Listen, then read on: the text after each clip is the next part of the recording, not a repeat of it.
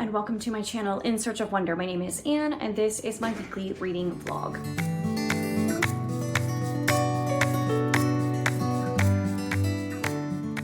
I apologize if you can hear my husband is mowing the lawn outside. The majority of this week took place in New York, actually. So most of my clips, well, I only took 2, maybe 3 clips about my reading when we were in New York. I did take some like travel vlog clips and I'm going to work on assembling that at some point. We'll see when I can get that video live. But for now, this is just my focus on reading vlog, what I read while I was on vacation and what I've got going in progress for this month.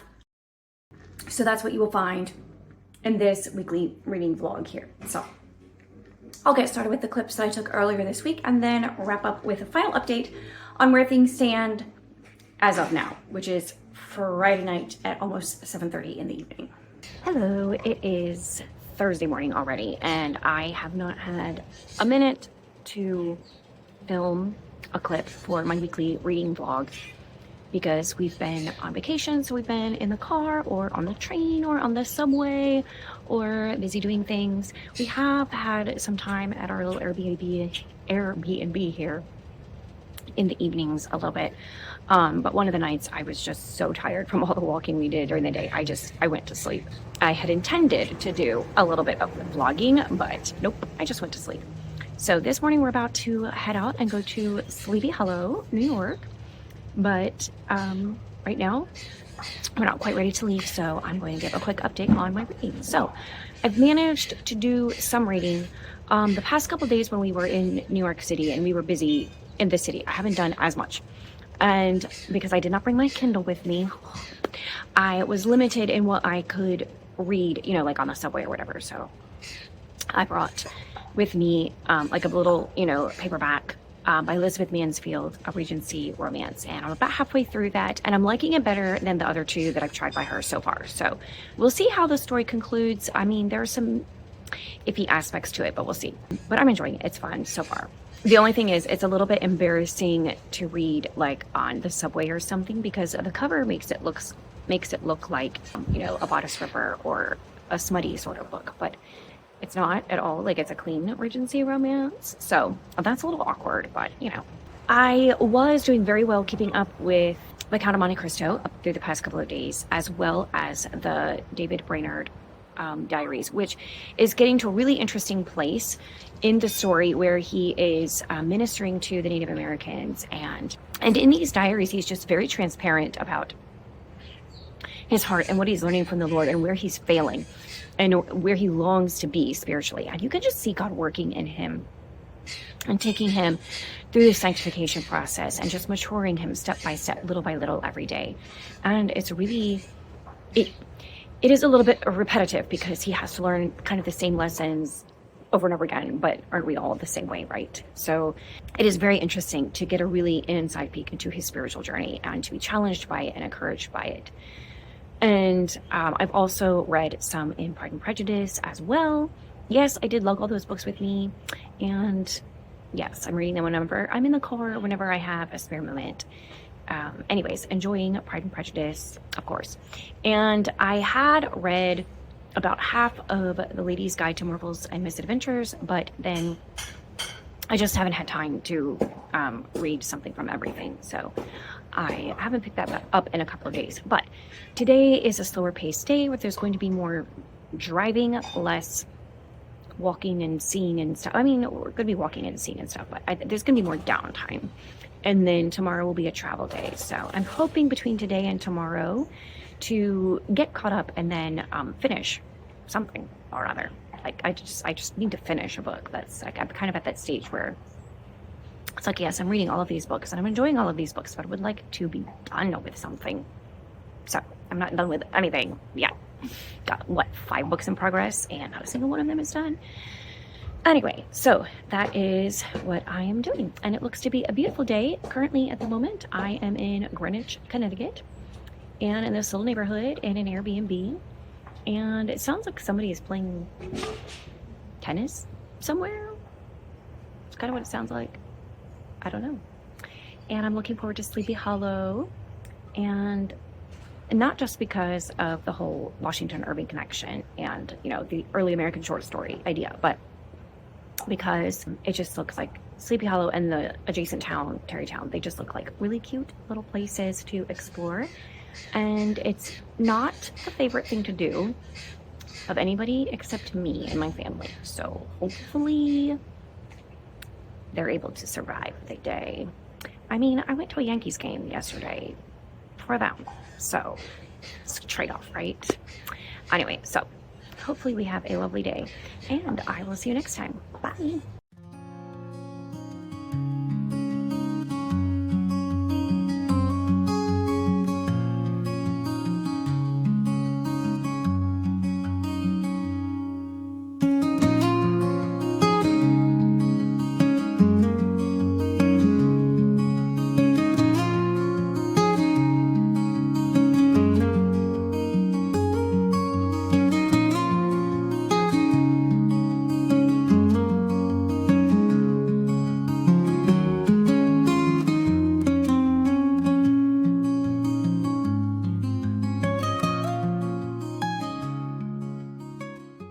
So it's Thursday afternoon and we are back from our sojourns today, and I had some time to sit and read a little bit.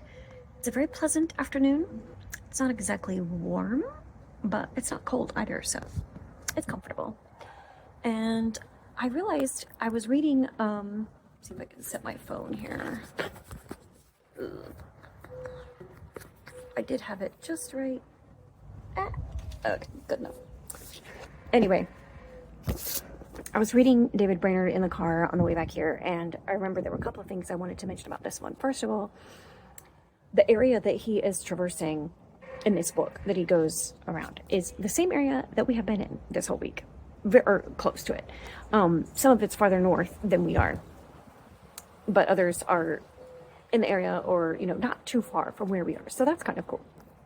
And some of the names of people that he mentions in here, like he mentioned someone named Byram, and there's like a village near here that's called Byram. So I'm assuming this person was related to the family that founded that village.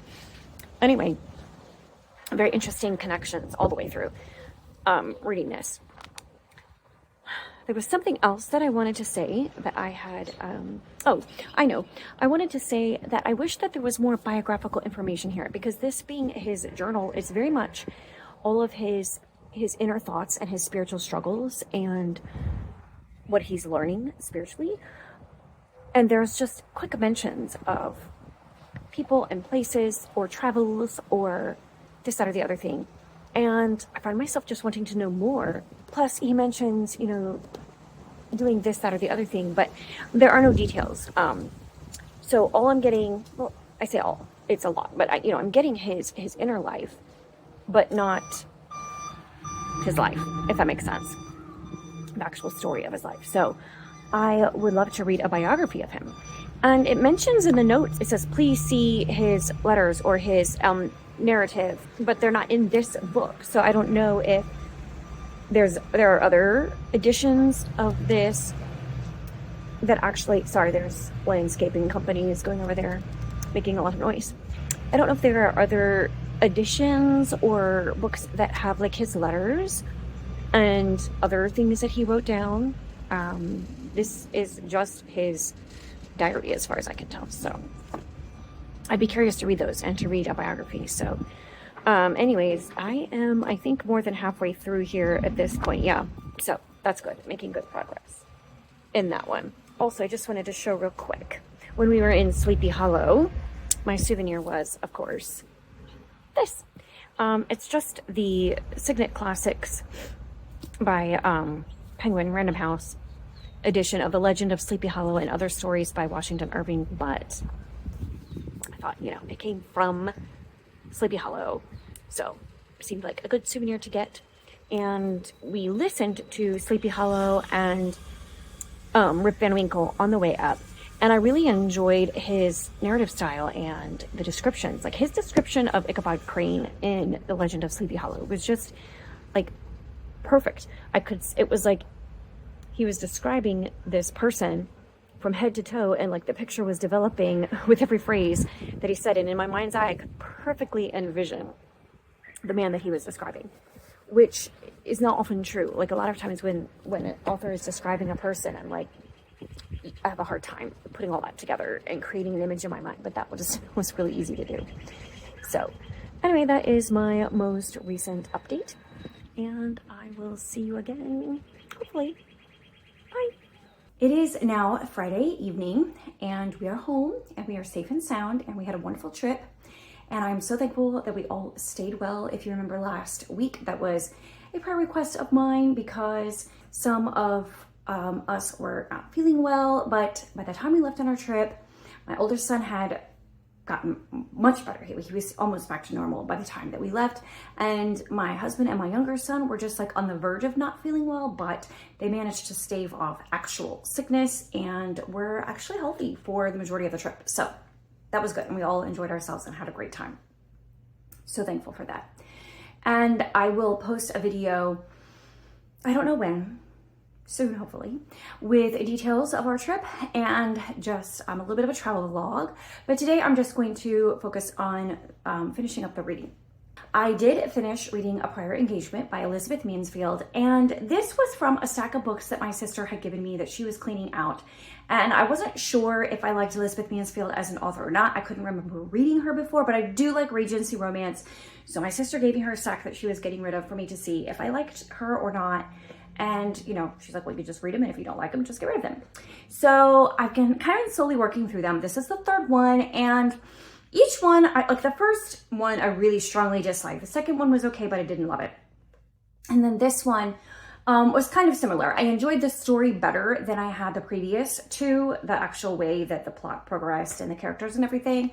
But I still had a couple issues that have been the same in every one of the books. So with one possible exception, I think I'm just going to get rid of the rest of the stack and clear some room on my shelf for books that I would rather read.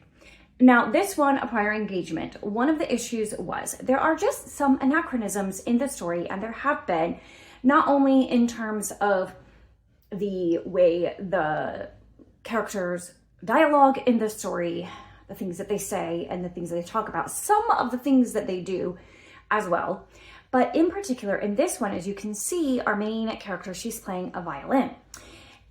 If it were presented as being unusual or strange or out of the norm, it would have made more sense, because there were some women who play the violin and play the violin publicly during that time, but it was not generally accepted for just your average, well-mannered girl of the time, which is what this girl would have been. It was just accepted as normal, and no comment was ever made about the abnormality of it. Generally, young ladies at that time played instruments like the piano or the harp. I don't even know if they played the flute at all, but definitely they did not play the violin, and not publicly.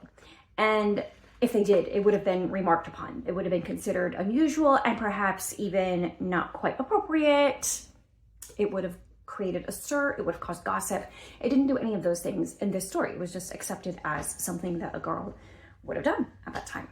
So that was a little bit frustrating. And the other thing is the characterization is just not consistent. And that's just, there are too many books by too many authors who do a great job with creating consistent characters throughout a story. And why waste time reading books when that's not the case? Also, this is the third book again, like I said, each of the romances has been just a little bit suspect in some ways. And this one was the best of the three, but still not great.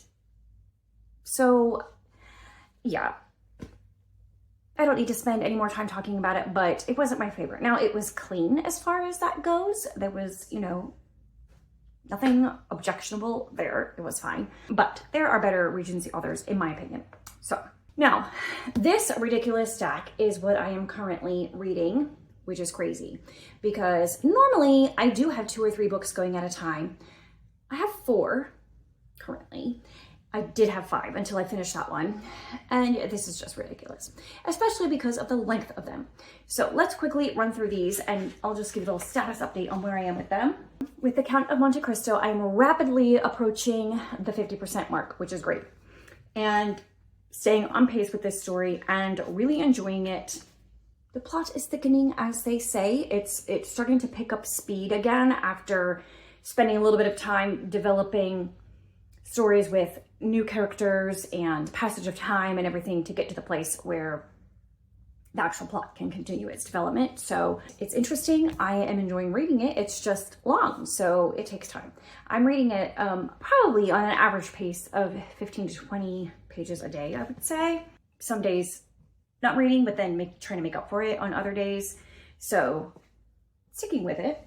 And then this one, I've not been able to put as much time to this one as I have wanted to, mainly because I have at least mental deadlines on the other books that I'm reading. So I don't necessarily have a mental deadline on this one. This is more just reading whenever I can. So I'm not as far on this one as I would like to be, although I did make significant progress today and I'm up through chapter 15. And I just love Pride and Prejudice so much. I know that doesn't surprise anybody here. It's just like the perfect book. I love how, like, this, Jane Austen just improved her craft so much between Sense and Sensibility and this one. Now, Sense and Sensibility was good, but Pride and Prejudice is just a whole new level with her ability to say so much with just a little bit, with one phrase of speech in the dialogue of one character, or by one, side comment in the narrative.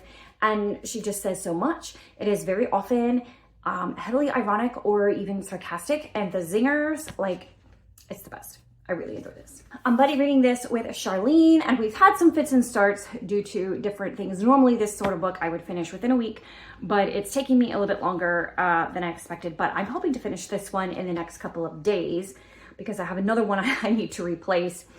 This was that I need to finish by April, I hope. So I'm hoping to finish this one up soon, maybe even over this weekend. I'm really enjoying it. I think I mentioned before that the mother, the character, they just call her Mom, I think, in the story, or Mrs. S, depending on the relationship to her. She's really frustrating me because she really loves animals, which does not frustrate me, but the fact that she puts the well-being of animals above her own daughter, that irritates me. And very strongly irritates me. And so far, the other characters in the story, including the daughter, just go along with it. Like, that's the right thing to do. Like, they just encourage her in this. They support her in this. I mean, she rescued 3 fox kits whose mother died. And they're taking them along with, they're traveling around Europe, okay? And so they're not even if she were at home and she had a bit of an animal sanctuary at her own house, that would make sense. But she's traveling through Europe on trains and such and carrying 3 fox kits with her? What? I don't think so. And putting her daughter and the other guy who's traveling with them, putting them all in danger, wasting time when they don't have time to waste on dealing with these fox kits, having to lie to people about having fox kits on the train, etc. None of this is good. This is not good. Okay, these are badly ordered priorities here. Somebody needs to get their priorities in order, and if it's never addressed in the course of the book, I'm going to be really irritated by that. Otherwise, it's very enjoyable. I love the quirkiness of the characters. I love the quirky bits in the story. And I love the prose style, which is a little bit quirky, but not to an annoying extent. And I also love that there's just very pithy ways of just wisdom that is presented, a little wit and wisdom sprinkled all throughout the prose, the dialogue, the narrative. I really enjoy that. And I'm enjoying the themes of the story. The girl is very burdened by her responsibility and feeling like she is responsible for her family and for her family's well-being, and she takes it very seriously, which is good, but she takes it too far, and it's becoming a burden that she was never meant to carry. And so the one main theme of the story is teaching her to wonder again and to take time to enjoy what is good and beautiful around her, and to trust God for the outcome of events. So those are themes, as you know, that really appeal to me. So I'm enjoying that aspect of the story. I don't think I ever said this, in case you're listening and not watching. That is The Lady's Guide to Marvels and Misadventure by Angela Bell. And I'm about, I guess, 2/3 or so of the way through that one. I am on track with The Life and Diary of David Brainerd. I am supposed to be finishing up part 6 this weekend, and I just have about 10 more pages, and I have a whole other day to get to that. So I'm on track with this one, really enjoying it. I've mentioned some things about it already. I don't need to say any more about it. I will say that the parts are divided a little bit unevenly, so that even though I only have 2 more parts basically left to read next week, they are long in comparison to the previous ones, so it wasn't all organized evenly. So I will need to spend more time reading this one next week in order to finish it on time, which is not cool because I need to finish this book, The First Ladies. I need to start it and I need to read this book. Ideally by the end of April. I mean, it doesn't have to happen by the end of April. That's okay. If it doesn't, probably not going to, but this is my pick for Chantel's Read Your Shelf challenge for the month of April because it has the flowers on it. So none of the other books that I've read this month have qualified, and I really want to read this one, and it's the perfect time of year to read it. So this is the next one I'm going to pick up this coming week as soon as I finish The Lady's Guide to Marvels and Misadventure. I can never get the title. So I also won a giveaway on Instagram, which was so exciting. It was organized by the Well Read Collective, and this shirt, see if I can show you, is from the Well Read Collective. I don't know if you can see. It says, "Ask me what I'm reading." So anyway, I got the shirt. I love this color and it's really nice quality. So I was very excited to have that waiting for me when I got home from my trip. And so enter giveaways on Instagram. You never know when you're going to win. That was my week, this week, at least in terms of reading. And I am looking forward to wrapping up at least 1 or 2 of these books this coming week and getting them marked off and just completed and done. And I'm looking forward in May to not having a lot like scheduled to read per se.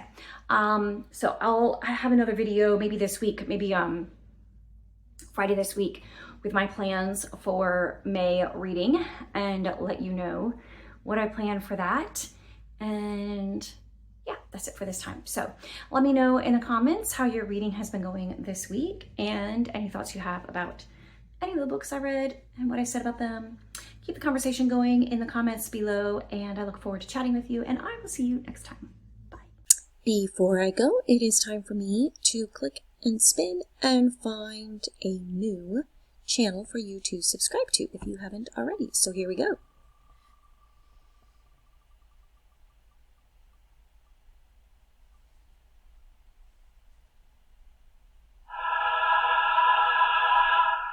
And it's the Lucy Chronicles.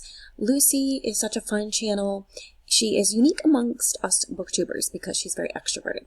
Most of us are pretty introverted. So Lucy is so friendly and outgoing and cheerful, and I love her videos. She's always a lot of fun. And so go check her out and subscribe to her if you haven't already. And I will see you next time. Bye.